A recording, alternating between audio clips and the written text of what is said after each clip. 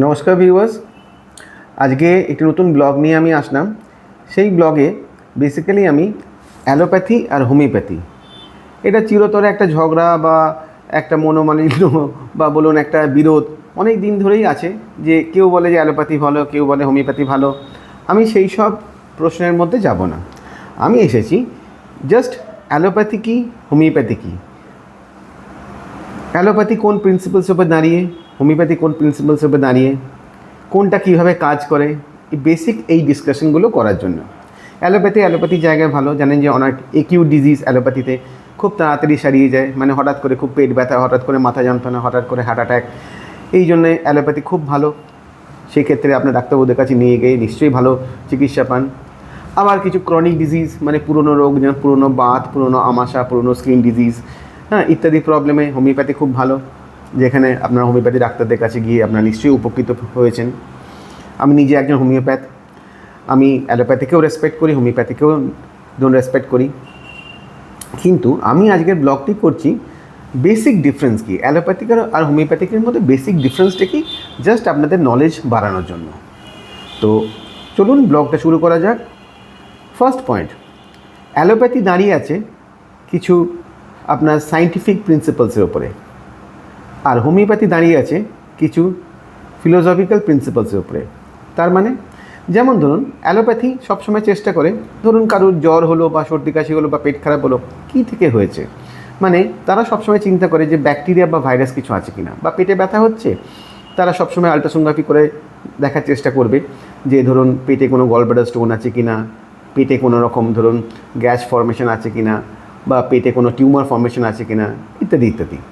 Warsaw homeopathy কী চেষ্টা করবে, homeopathy চেষ্টা করবে যে পেশেন্টের, মানে হোমিওপ্যাথি বলে যে আমাদের রোগটা হয়েছে আমাদের ভাইটাল ফোর্স ডিরেঞ্জড হয়ে গেছে বলে, মানে জীবনী শক্তি নেমে গেছে বলে, মানে আমাদের শরীরের মধ্যে যে ভাইটাল ফোর্স সেটা কোনো একটা শক্তির সঙ্গে মানে লড়াই করতে পারছে না, যার জন্য আমরা ধরুন অসুস্থ হয়ে পড়েছি। তাহলে এটা একটা ফিলোসফিক্যাল একটা চিন্তাধারা। কিন্তু অ্যালোপ্যাথিতেও রোগ সারায়, হোমিওপ্যাথিতেও রোগ সারায়। নেক্সট পয়েন্ট, অ্যালোপ্যাথি যে লয়ের উপরে দাঁড়িয়ে আছে সেটা হচ্ছে ল অফ অপোজিটস। তার মানে কি, ধরুন ধরুন পেট খারাপ হয়েছে, অ্যালোপ্যাথিতে এমন ওষুধ দেওয়া হবে যেটা পেট খারাপ কমাতে পারে।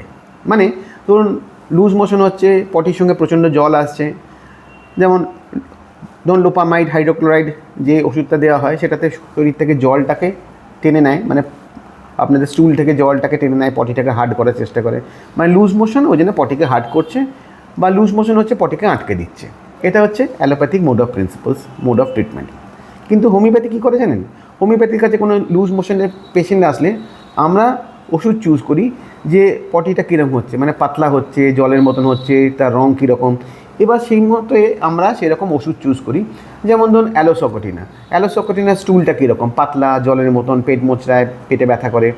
বা ধরুন পোডোফাইলাম, পটির সঙ্গে প্রচণ্ড গ্যাস নির্গত হয়, ইত্যাদি নিয়ে।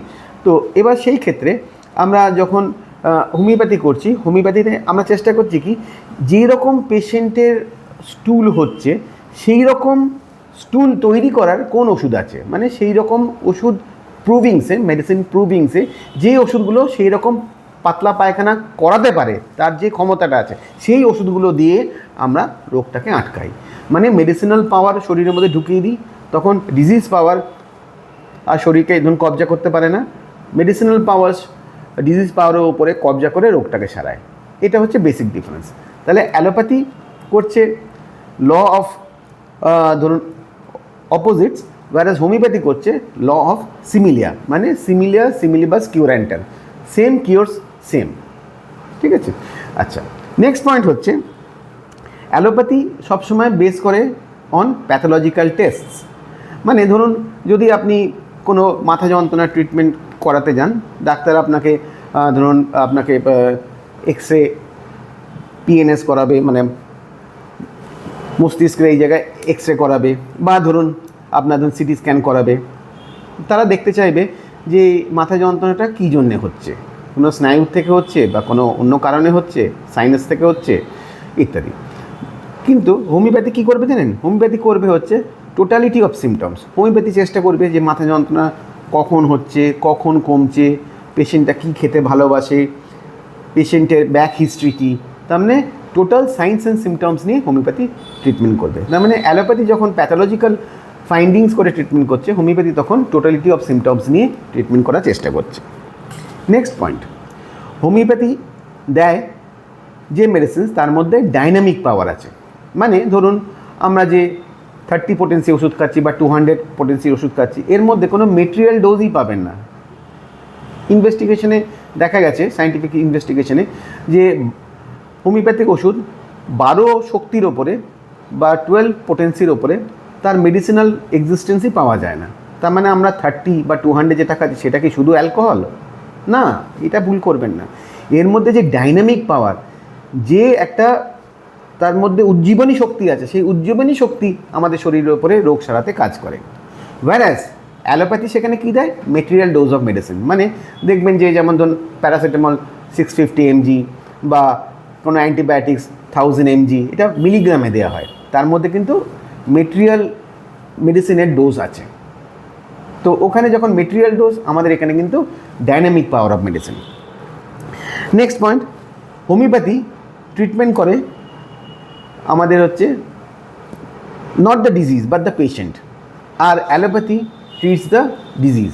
তার মানে কি, অ্যালোপ্যাথি যদি কোনো ধরুন জ্বরের ট্রিটমেন্ট করে, ধরুন সেখানে শুধু জ্বরেরই ট্রিটমেন্ট হবে, মানে সেই পেশেন্টটির জ্বর হয়েছে, জ্বরটাকে তারা ইম্পর্টেন্স দেবে। সেখানে কিন্তু সেই পার্সন XYZ তাদেরকে ইম্পর্টেন্স দেবে না, তারা জ্বরের ওষুধ দেবে। যেমন ধরুন কোনো একটা ভাইরাল ফিভার সিজনে সব ডাক্তাররাই দেখবেন যে ধরুন মানে প্যারাসিটামল দেবে, তার সঙ্গে হয়তো একটা অ্যান্টিবায়োটিক্স দেবে। একটা ফ্যামিলিতে হয়তো 10 জনকার হয়েছে, সেই 10 জনকারই দেখবেন একই ওষুধ দেওয়া হবে, হয়তো তার ডোজের হয়তো কম বেশি হয়তো দেওয়া হবে পাওয়ারের, মানে বয়স অনুযায়ী। কিন্তু যখন হোমিওপ্যাথিতে যাবেন, হোমিওপ্যাথিতে দেখবেন যে যদি কোনো জ্বরের পেশেন্টে একটা বাড়িতে 3-4 জনের জ্বর হয়, তখন দেখবেন কাউকে ব্যাপটেশিয়া দেওয়া হলো তার সিমটমস অনুযায়ী, কাউকে ধরুন বেলেডোনা দেওয়া হলো, কাউকে ধরুন রাস্টাক্স, যে হয়তো জলে ভিজে গেছে তাকে হয়তো রাস্টাক্স দেওয়া হলো, বা যে খুব অস্থির হয়ে যাচ্ছে যে পেশেন্ট, মানে সে আমি মরে যাবো, আমি জ্বরে ভালো লাগছে, তাকে হয়তো আর্সেনিক দেওয়া হলো। তার মানে কি, homeopathy treats the patient not the disease. Homeopathy এখানে পেশেন্ট ট্রিটমেন্ট করছে, পেশেন্টকে ইম্পর্টেন্স দিচ্ছে, তার কী সাইন সিমটমস তার উপরে ওষুধ দেওয়া হচ্ছে। ওয়্যারাস অ্যালোপ্যাথিতে কী করা হচ্ছে? অ্যালোপ্যাথিতে চেষ্টা করা হচ্ছে যে শুধু ডিজিজটা কী হয়েছে তার উপরে ওষুধ দেওয়া হচ্ছে। তার মানে অ্যালোপ্যাথিতে same medicine for the same disease, but হোমিওপ্যাথিতে different medicines for the same disease. আশা করি এই পয়েন্টটা বুঝতে পারলেন। নেক্সট পয়েন্ট হচ্ছে, homeopathy tries to cure the disease from the root, গোড়া থেকে নির্মূল করে উৎপাটন করে ফেলে দিতে চেষ্টা করে। Whereas allopathy basically tries to suppress disease. যেমন ধরুন আপনার যদি কোনো স্কিন ডিজিজ হয়, অ্যালোপ্যাথি দেখবেন বেসিক্যালি চেষ্টা করবে যে ওষুধ অয়েন্টমেন্ট যখন দেবেন তাড়াতাড়ি দেখবেন মিলিয়ে গেল, কিন্তু সেটা আবার কিছুদিন বাদে হয়তো ডেভেলপ করতে পারে। কিন্তু হোমিওপ্যাথি হয়তো একটু সময় নিচ্ছে, কিন্তু ওটা দেখবেন একদম নির্মূল হয়ে গেল, সেই রোগ আর কোনোদিনও ফেরত আসবে ঠিক মতন ট্রিটমেন্ট করতে পারলে। তার মানে এটা সমূলে হোমিওপ্যাথি নির্মূল করে দেয়, আর অ্যালোপ্যাথি অনেক সময় রোগটাকে সাপ্রেস করে দেয়। নেক্সট পয়েন্ট মনে রাখবেন যে হোমিওপ্যাথিতে সাইড এফেক্ট খুবই কম বা নেই, কিন্তু অ্যালোপ্যাথিতে ম্যাক্সিমাম মেডিসিনই দেখা যায় কিছু না কিছু পার্শ্ব প্রতিক্রিয়া করে, কিছু না কিছু সাইড এফেক্টস থাকতে পারে। তো আমরা যেখানে ধরুন হোমিওপ্যাথিতে বলতে পারি যে হোমিওপ্যাথি ইজ ভেরি সেফ, সেখানে অ্যালোপ্যাথিকে কিন্তু সেফ তো বটেই, ডাক্তারের প্রেসক্রিপশন নির্দিষ্ট নিয়মে খেলে সেফ তো বটেই, কিন্তু তার কিছু পার্শ্ব প্রতিক্রিয়া থাকে, যার জন্য অ্যালোপ্যাথি ধরুন যখন একটা পেইন ক্লিয়ার দেওয়া হয় তাকে গার্ড দিয়ে একটা গ্যাসের ওষুধ দেওয়া হয়, নিশ্চয়ই জানবেন। তার মানে অ্যালোপ্যাথিক ওষুধে কিছু পার্শ্ব প্রতিক্রিয়া থাকে, সেখানে হোমিওপ্যাথিক ওষুধে কিন্তু পার্শ্ব প্রতিক্রিয়া অনেকটাই কম। তো আশা করি আজকে যে পয়েন্টগুলো আপনাদেরকে আমি ডিসকাস করে দিলাম বা যেগুলো বললাম, সেগুলো আপনারা নিশ্চয়ই ঠিক মতন বুঝতে পারলেন। এরপরে হোমিওপ্যাথি আর অ্যালোপ্যাথি নিয়ে কোনো রকম দ্বিমত করবেন না, যে যার জায়গায় ভালো। তো দুটোই কোন কোন প্রিন্সিপালসের উপরে দাঁড়িয়ে আছে, কীভাবে কাজ করা যায়, তারা কাজ করে, আশা করি আপনাদের আমি বোঝাতে পেরেছি। যদি আমার ব্লগটি ভালো লাগে, আমার ব্লগটি লাইক করবেন, শেয়ার করবেন এবং সাবস্ক্রাইব করবেন। সবাই সুস্থ থাকুন, ভালো থাকুন, এবং এরকম অনেক ইন্টারেস্টিং ভিডিও পাওয়ার জন্য আমার চ্যানেলটিকে সাবস্ক্রাইব করে রাখুন। নমস্কার, থ্যাংক ইউ।